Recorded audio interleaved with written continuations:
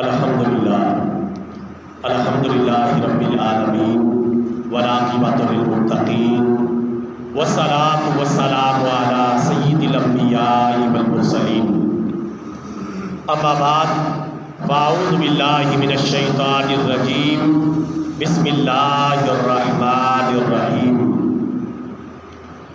ان اللہ وملائکتہ یصلون علی النبی یا ایھا الذین آمنوا صلوا علیہ وسلموا تسلیما اللہم صلی علی محمد وعلی آل محمد کما صلیت علی ابراہیم وعلی آل ابراہیم انک حمید مجید اللہم بارک علی محمد وعلی آل محمد کما بارکت علی ابراہیم وعلی آل ابراہیم انک حمید مجید الصلاۃ والسلام علیک یا رسول اللہ الصلاۃ والسلام علیک یا حبیب اللہ الصلاۃ والسلام علیک یا رحمۃ للعالمین وعلی آلک واصحابک یا خاتم النبیین رب اشرح لی صدری ویسر لی امری واحلل عقدۃ من لسانی یفقہوا قولی۔ اے میرے پروردگار، میرا سینہ کشادہ کر دے اور میرا کام آسان کر دے اور میری زبان کی گرہ کو کھول دے تاکہ لوگ میری بات کو سمجھ سکیں۔ واجب الاحترام برادران اسلام، سب کی سب تعریفیں اللہ رب العالمین عز و جل کے لیے، جس نے پوری کائنات کو وجود عطا فرمایا، اور درود لامحدود اور سلام بے شمار ہمارے پیارے نبی، ہمارے پیارے آقا، ہمارے پیارے پیغمبر سرکار مدینہ، سرور قلب و سینہ، فیض گنجینہ، صاحب معطر پسینہ، باعث نزول سکینہ، آقا نامدار، مدینے کے تاجدار، سارے نبیوں کے سالار، حبیب کردگار، محبوب پروردگار، جناب احمد مختار، حضرت محمد مصطفیٰ صلی اللہ علیہ وسلم کی ذات گرامی پر کہ جنہوں نے دنیا میں تشریف لا کر حق کا بول بالا فرمایا۔ واجب الاحترام برادران اسلام، آج کا بیان نہایت اہم ہونے والا ہے اور نہایت ہی معلوماتی ہے۔ 4 موضوعات کو مختصر وقت میں آپ کی خدمت میں بیان کروں گا، توجہ کے ساتھ سنیں گے تو انشاءاللہ بہت زیادہ فائدہ حاصل ہوگا۔ نمبر 1، شب قدر کی فضیلت اور اہمیت۔ نمبر 2، اعتکاف کی فضیلت اور اہمیت۔ اور نمبر 3، صدقہ فطر کی مقدار، فدیہ کی مقدار، روزے کے کفارے کی مقدار اور قسم کے کفارے کی مقدار کیا ہے، یہ عرض کروں گا۔ اور آخر میں رمضان مبارک میں آنے والے 6 اہم واقعات جو رمضان مبارک کے اندر پیش آئے، ان کا اجمالی تذکرہ کروں گا۔ تو آج کا جمعہ نہایت معلوماتی ہے، توجہ کے ساتھ پوری گفتگو کو سنیں اور اللہ تعالیٰ سے یہ دعا مانگیں، اللہ تعالیٰ جو کچھ ہم سنیں اس پر ہمیں عمل کرنے کی بھی توفیق عطا فرمائے۔ برادران اسلام، پہلا موضوع شب قدر کی فضیلت اور اہمیت۔ شب قدر کی فضیلت اور اہمیت کو اس بات نے بالکل واضح کر دیا ہے کہ اللہ تبارک و تعالیٰ نے پوری سورہ مبارکہ اس رات کی فضیلت کے لیے نازل فرمائی۔ انا انزلناہ فی لیلۃ القدر، بے شک ہم نے قرآن پاک کو لیلۃ القدر میں اتارا ہے۔ وما ادراک ما لیلۃ القدر، اور تمہیں کیا معلوم کہ لیلۃ القدر کیا ہے؟ لیلۃ القدر خیر من الف شہر، لیلۃ القدر 1000 مہینوں سے بھی زیادہ فضیلت والی رات ہے۔ تنزل الملائکۃ والروح، جس میں حضرت جبریل اترتے ہیں اور فرشتے اترتے ہیں، اپنے رب کے حکم سے اترتے ہیں۔ بِإِذْنِ رَبِّهِمْ مِنْ كُلِّ أَمْرٍ سلام، اپنے رب کے حکم سے اترتے ہیں، ہر کام کے لیے اترتے ہیں۔ سلام، یہ رات سلامتی ہی سلامتی ہے، حتی مطلع الفجر، فجر کے چمکنے تک، یعنی پوری رات غروب آفتاب سے لے کر فجر کے چمکنے تک اور طلوع فجر تک سلامتی ہی سلامتی ہے، برکت ہی برکت ہے، رحمت ہی رحمت ہے۔ واجب الاحترام برادران اسلام، یہی وہ مقدس اور پاکیزہ رات ہے جس میں تقدیر کے فیصلے کیے جاتے ہیں اور تقدیر کے احکامات جو ہیں ان کو مکمل شکل میں فرشتوں کے حوالے کیا جاتا ہے اور پھر ان کا نفاذ کیا جاتا ہے۔ لیلۃ القدر وہ فضیلت والی رات ہے جس کے بارے میں پیارے آقا صلی اللہ علیہ وسلم نے فرمایا جو لیلۃ القدر سے محروم رہا وہ واقعی محروم ہو گیا۔ اور ایک حدیث مبارکہ میں ہے جو بندہ لیلۃ القدر کے اندر اللہ تعالیٰ کی عبادت کرے گا اللہ تعالیٰ اس کے پچھلے سارے گناہوں کو معاف فرما دے گا۔ اب یہ لیلۃ القدر جیسی عظیم رات اللہ تعالیٰ نے امت مسلمہ کو کیوں عطا فرمائی، اس کی وجہ اور علت اور سبب اور شان نزول کیا ہے؟ بعض روایتوں کے اندر آتا ہے بنی اسرائیل کا ایک آدمی تھا جس کا نام ہے شمول، اس نے 1000 سال تک اللہ کی عبادت کی اور اللہ تعالیٰ کے راستے میں جہاد کیا۔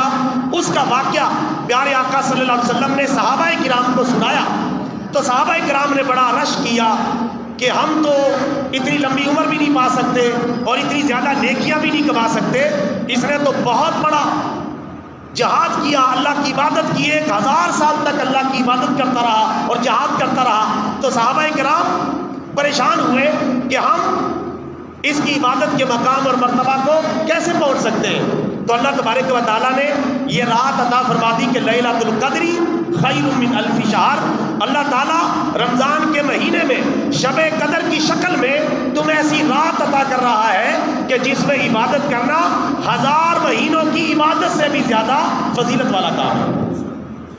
یہ نہیں فرمایا کہ 1000 مہینوں کے برابر ہے، 1000 مہینوں سے بھی زیادہ افضل یہ رات ہے اگر اس میں عبادت کی جائے۔ اور دوسری وجہ جو حدیث مبارکہ میں ملتی ہے اس کا شان نزول وہ یہ ملتا ہے کہ پیارے آقا صلی اللہ علیہ وسلم یہ سوچا کرتے تھے کہ میری امت کی عمریں کم ہیں اور سابقہ امتوں کی عمریں زیادہ تھیں، تو وہ زیادہ عمریں پا کے زیادہ عبادت کرتے تھے اور عبادت میں بہت زیادہ آگے نکل جاتے تھے، اور میری امت کی عمریں کم ہے اور اوسطاً 60 اور 70 سال کے درمیان ہے، تو جن کو ہزاروں سال کی زندگیاں ملتی تھی، 500 سال کی زندگی، 1000 سال کی عمر ملتی تھی، تو میری امت کے افراد اگر چاہیں بھی تو ان کی عبادت کے مرتبے کو نہیں پہنچ سکتے۔ آپ صلی اللہ علیہ وسلم کے دل میں یہ ملال تھا، تو اللہ تبارک و تعالیٰ نے لیلۃ القدر عطا کر کے یہ ملال دور کر دیا اور فرما دیا کہ اگر آپ کی امت بھی عبادت کرے گی ہم ایک ایسی رات عطا کر رہے ہیں لیلۃ القدر خیر من الف شہر کہ جس میں عبادت کرنا 1000 مہینوں سے بھی زیادہ فضیلت والا ہے۔ اور 1000 مہینوں کو سالوں اور مہینوں میں کنورٹ کریں تو یہ 83 سال 4 مہینے بنتے ہیں، یعنی جو مسلمان شب قدر کے اندر اللہ تعالیٰ کی عبادت کرتا ہے اللہ تبارک و تعالیٰ اسے 83 سال اور 4 مہینے کی عبادت سے بھی زیادہ ثواب عطا فرماتا ہے۔ یہ ہے شب قدر۔ شب قدر ایسی عظمت والی رات ہے، برکت والی رات ہے کہ آقا علیہ الصلوۃ والسلام اس کی جستجو فرماتے تھے، اسے تلاش کرتے تھے۔ کیوں؟ کہ یہ رات ہے ہی تلاش کرنے والی، سال کی تمام راتوں میں زیادہ فضیلت والی رات ہے، زیادہ برکت والی رات ہے، زیادہ رحمت والی رات ہے۔ شب قدر، قدر والی رات، تقدیر والی رات، برکت والی رات، مقام و مرتبہ والی یہ رات ہے، اور اس کا مرتبہ اللہ کے قرآن سے بھی واضح ہے اور پیارے نبی صلی اللہ علیہ وسلم کے فرمان عالی شان سے بھی واضح ہے۔ لہٰذا میرے بھائیوں، شب قدر کی فضیلت کو حاصل کرنے کے لیے پوری کوشش کرنی چاہیے اور پورا زور لگانا چاہیے تاکہ اللہ تبارک و تعالیٰ شب قدر کی فضیلت سے ہم سب کو مالا مال فرما دے۔ برادران اسلام، دوسرا موضوع ہے اعتکاف کی فضیلت اور اہمیت۔ اعتکاف کی 3 قسمیں ہیں: اعتکاف واجب، اعتکاف سنت اور اعتکاف نفل۔ جو رمضان مبارک کے اندر اعتکاف کیا جاتا ہے یہ اعتکاف سنت ہے، سنت اعتکاف ہے اور پیارے آقا صلی اللہ علیہ وسلم کا پسندیدہ اعتکاف ہے، اور یہ اعتکاف آخری رمضان کے 10 دنوں کا اعتکاف کیا جاتا ہے۔ اعتکاف کے پیچھے علت کیا ہے، سبب کیا ہے، اعتکاف کیوں کیا جاتا ہے، اس کے کئی فائدے ہیں۔ اور احادیث مبارکہ میں اور کتب اسلامیہ کے اندر بیان ہوئے۔ چند ایک فائدے سن لیں اعتکاف کے بیٹھنے کے۔ نمبر 1، اعتکاف بیٹھنے والا ہر قسم کے گناہوں سے محفوظ ہو جاتا ہے۔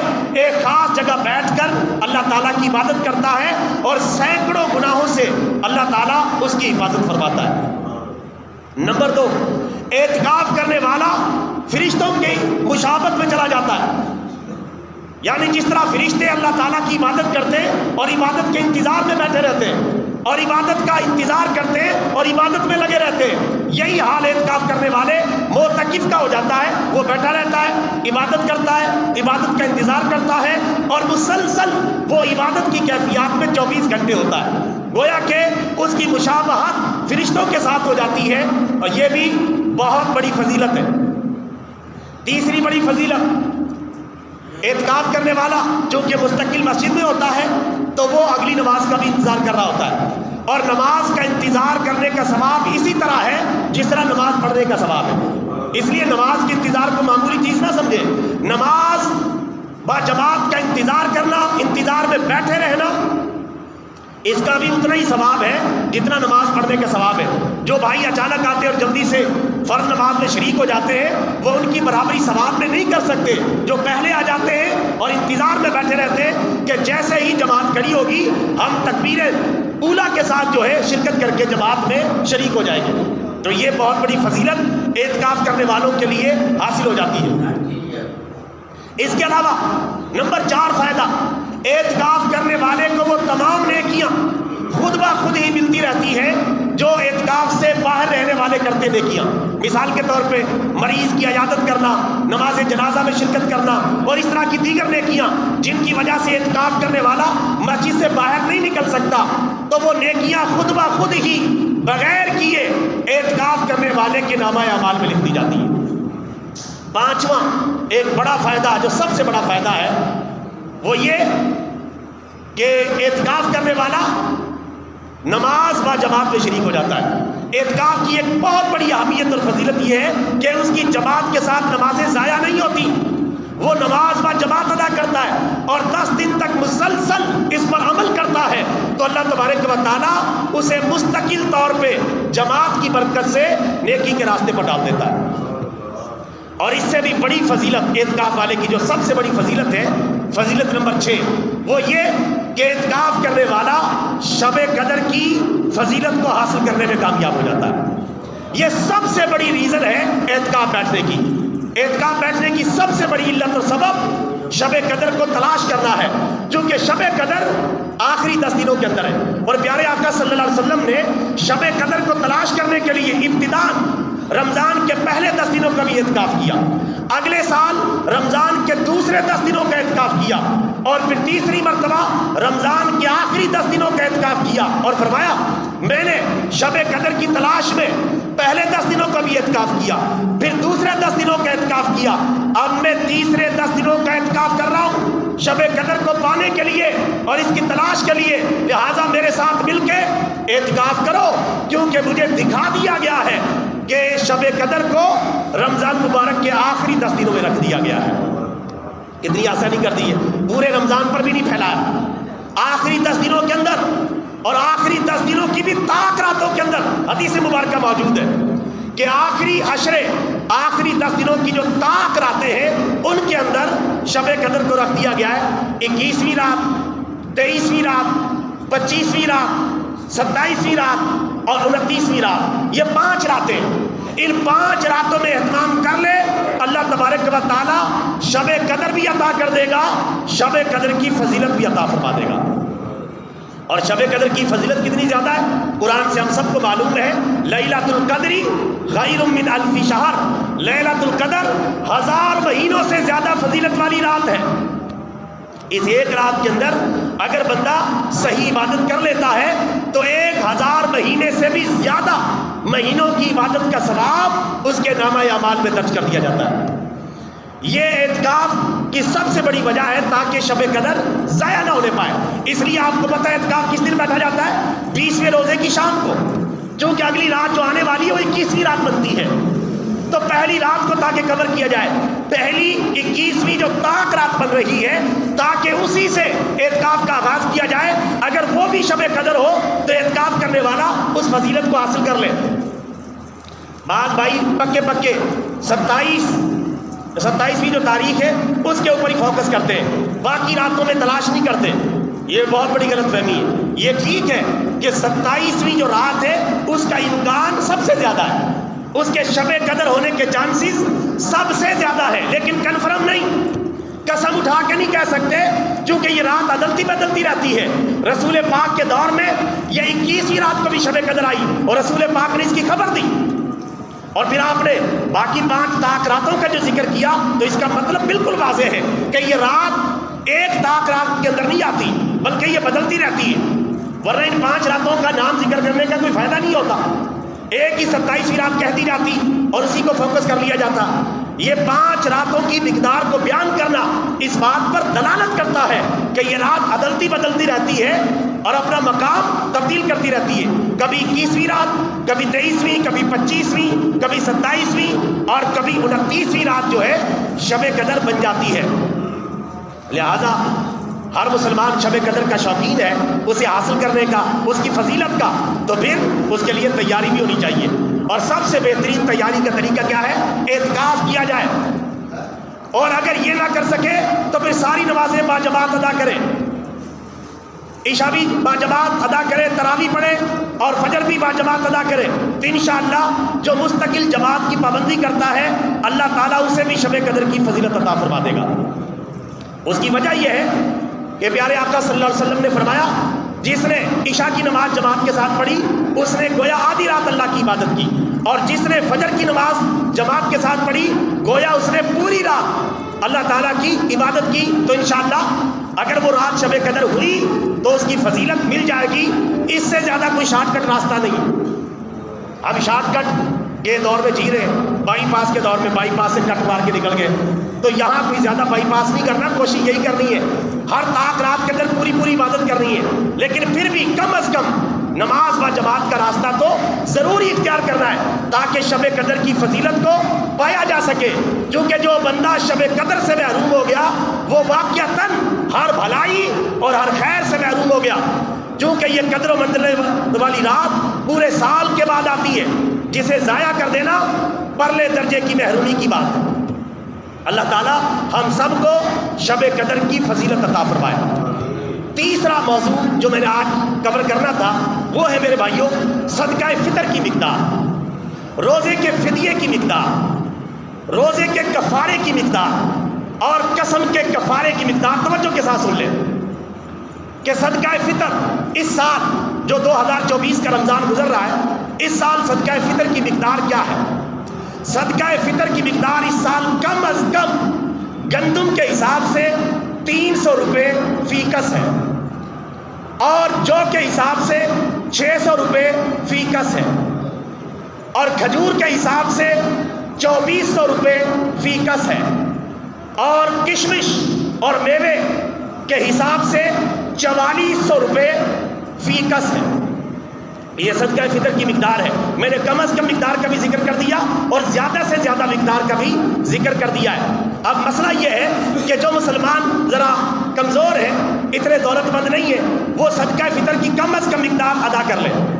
یعنی 300 روپے فی کس کے حساب سے جتنے گھر کے افراد ہیں ان کی طرف سے مثلا 5 ہے تو 1500 اور 6 ہے تو 1800 روپے صدقہ فطر ہوگا.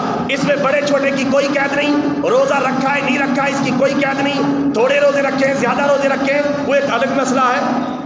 لیکن صدقہ فطر سب کا ادا کرنا پڑے گا. ایک دن کا بچہ ہے اس کا بھی صدقہ فطر ہے, اور صدقہ فطر کی کم از کم مقدار 300 روپے فی کس ہے. اور باقی جو مقدار ہے وہ بھی میں نے عرض کر دی ہے. گندم کے حساب سے جو عام مسلمان جو اللہ نے زیادہ دیا ہے وہ کوشش کرے کہ وہ جو کے حساب سے 600 روپے فی کس کے حساب سے ادا کرے. اللہ نے اور زیادہ دیا ہے تو کھجور کے حساب سے 2400 روپے فی کس کے حساب سے ادا کرے. اللہ نے اور زیادہ دیا ہے تو پھر کشمش کے حساب سے 4400 روپے فی کس کے حساب سے اپنے صدقہ فطر ادا کرے. اللہ نے زیادہ دیا ہے تو زیادہ غریب نوازی کریں, زیادہ بندہ پروری کریں, زیادہ دینی مدارس کو سپورٹ کریں, زیادہ اسلامی اداروں کو سپورٹ کریں, زیادہ دینی طلباء کو سپورٹ کریں.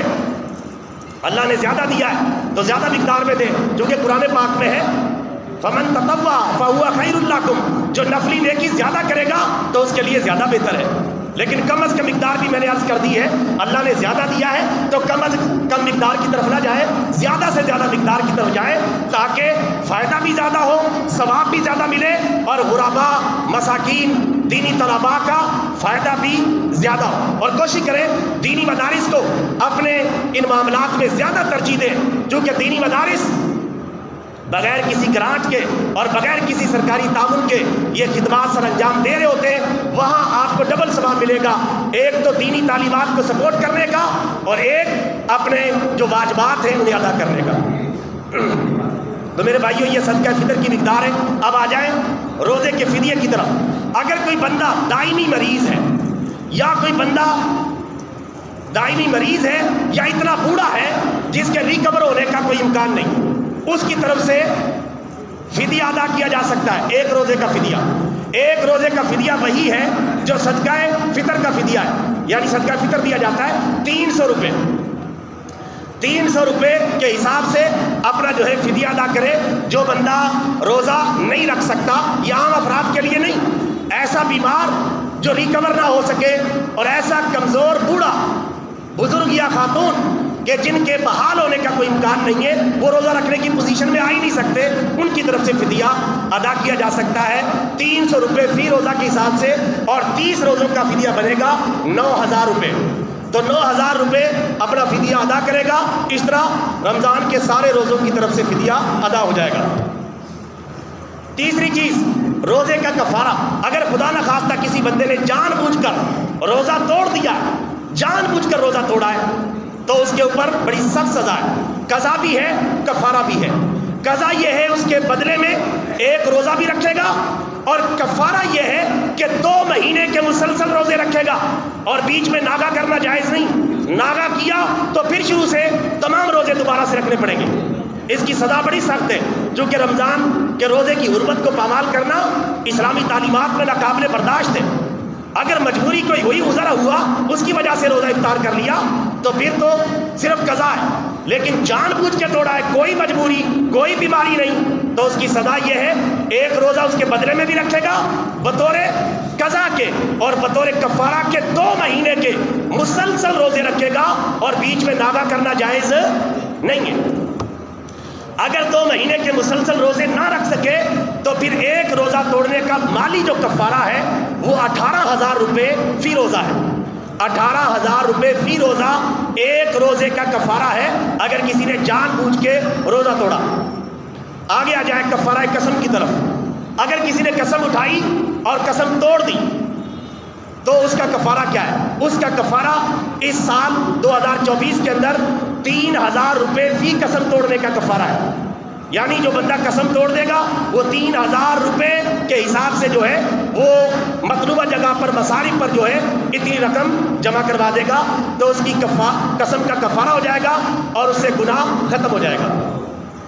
برادران اسلام، یہ مختصر تفصیل میں نے عرض کر دی ہے، جو صدقہ فطر کی تفصیل ہے، فدیے کی تفصیل ہے، روزے کے کفارے کی تفصیل ہے، اور قسم کے کفارے کی جو تفصیل ہے وہ میں نے عرض کر دی ہے۔ آخر میں نے کہا تھا کہ انشاءاللہ آخر میں ایک چوتھا موضوع بھی میں بیان کروں گا کہ رمضان مبارک کے اندر 6 اہم بڑے واقعات پیش آئے، ان کا میں مختصر سا ذکر کروں گا تاکہ آپ کے علم میں ہو کہ کون کون سے اہم واقعات رمضان مبارک میں پیش آئے۔ معلومات میں اضافے کے لیے میں عرض کر دیتا ہوں، توجہ کے ساتھ سن لیں۔ نمبر 1، 3 رمضان مبارک کو پیارے نبی صلی اللہ علیہ وسلم کی سب سے لاڈلی بیٹی خاتون جنت حضرت فاطمہ الزہرا رضی اللہ تعالی عنہا کا یوم وصال ہے۔ نمبر 2، 10 رمضان مبارک کو ام المومنین حضرت خدیجہ الکبریٰ رضی اللہ تعالیٰ عنہ جو پیارے نبی صلی اللہ علیہ وسلم کی پہلی زوجہ محترمہ ہے، ان کا یوم وصال ہے۔ نمبر 3، 17 رمضان مبارک 17 رمضان مبارک کو اسلام و کفر کا عظیم معرکہ اور اسلام و کفر کی عظیم جنگ بدر کا واقعہ پیش آیا، جس میں اللہ نے مسلمانوں کو فتح دی اور کافروں کو شکست سے دوچار فرمایا۔ صرف 14 مسلمان شہید ہوئے، جبکہ 70 کافروں کو قتل کر دیا گیا اور 70 کو گرفتار کر لیا گیا۔ اور کفر کا سب سے بڑا بدماش اور گنڈا ابو جہل بھی جنگ بدر کے اندر کتے کی موت مارا گیا، اور الحمدللہ اللہ تبارک و تعالیٰ نے اسلام کو شان و شوکت عطا فرمائی۔ جنگ بدر کا واقعہ 17 رمضان مبارک کو پیش آیا۔ نمبر 4، 17 رمضان مبارک کو ہی ام المومنین حضرت عائشہ صدیقہ طیبہ طاہرہ عالمہ فاضلہ محدثہ فقیہہ مجتہدہ، جو پیارے نبی کی حضرت خدیجہ کے بعد سب سے لاڈلی اور گواری بیوی تھی، حضرت عائشہ رضی اللہ تعالیٰ عنہ، ان کا یوم وصال 17 رمضان مبارک کو ہے، اور یہ حضرت ابو بکر صدیق خلیفہ اول کی لخت جگر ہے۔ 20 رمضان مبارک نمبر 5، 20 رمضان مبارک کو فاتح مکہ صلی اللہ علیہ وسلم نے مکہ مکرمہ فتح کر لیا۔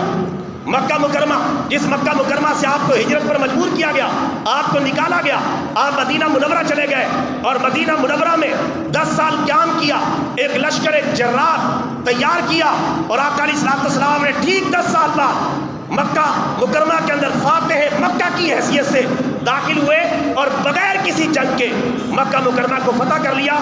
چھوٹی موٹی ایک آدھ جھڑپ ہوئی اور مکہ مکرمہ فتح کر لیا گیا، بتوں سے خانہ کعبہ کو پاک کر دیا گیا، خانہ کعبہ کو بالکل کھول دیا گیا مسلمانوں کی عبادت کے لیے۔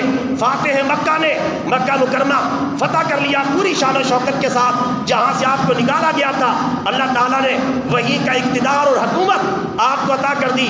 اللہ نے قرآن میں اعلان کیا، اذا جاء نصر اللہ والفتح ورأيت الناس يدخلون في دين الله افواجا فسبح بحمد ربك واستغفر انه كان توابا، کہ جب اللہ کی مدد آ جائے اور فتح مکہ ہو گیا، آپ دیکھیں گے کہ لوگ جوک در جوک اسلام میں داخل ہو رہے ہیں۔ اے پیارے حبیب، اس عظیم فتح پر اپنے رب کے نام کی تسبیح پڑھیں اور استغفار کریں، بے شک اللہ تعالیٰ بڑا ہی توبہ قبول کرنے والا ہے۔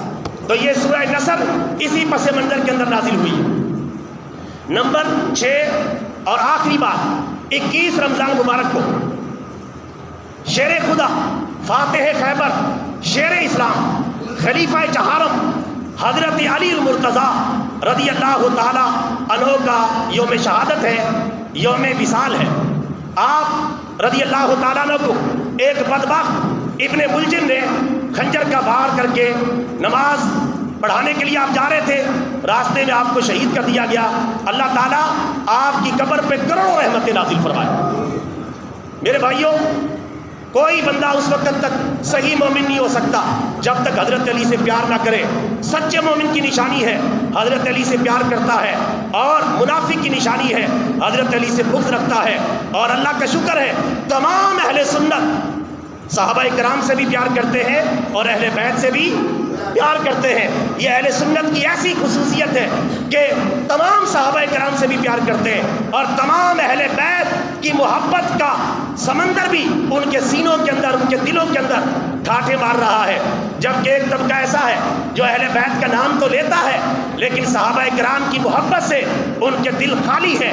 خلیفہ اول، خلیفہ ثانی، خلیفہ سوم کی محبت سے ان کے دل خالی ہے۔ دنیا میں صحیح عقیدہ ایک بھی ایسا سنی اہل سنت نہیں دکھایا جا سکتا جو صحابہ کرام کے ساتھ ساتھ اہل بیت سے پیار نہ کرتا ہو۔ جبکہ دوسری طرف دوسرے طبقے میں عام لوگوں سے لے کر ان کے بڑے بڑے لوگوں تک ایسے سینکڑوں لوگ دکھائے جا سکتے ہیں کہ جو اہل بیت کی محبت کا دعویٰ تو کرتے ہیں، لیکن صحابہ کرام کی محبت کو نظر انداز کرتے ہیں، پٹری سے اتر چکے ہیں، گویا کہ ان کے پاس آدھے دین کی ترجمانی ہے۔ اہل سنت کے پاس الحمدللہ پورے دین کی ترجمانی ہے۔ اللہ تعالیٰ سے دعا ہے اللہ تعالیٰ ہمیں شرعی مسائل پر عمل کرنے کی توفیق عطا فرمائے، صحابہ کرام کی محبت اور اہل بیت کی محبت میں جینا اور مرنا نصیب فرمائے۔ وآخر دعوانا ان الحمدللہ رب العالمین۔